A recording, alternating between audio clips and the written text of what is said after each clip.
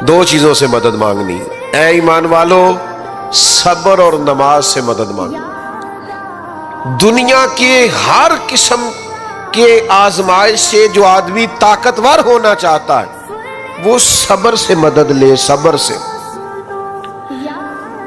ساری طاقتوں کا مالک رب فرماتا ہے استعینوا بالصبر والصلاۃ، صبر اور نماز سے مدد مانگو۔ 100 کے قریب آیات ہیں قرآن مجید میں جو صبر کی بات کرتی ہیں، 500 کے قریب احادیث و آثار ہیں جو صبر کی بات کرتے ہیں۔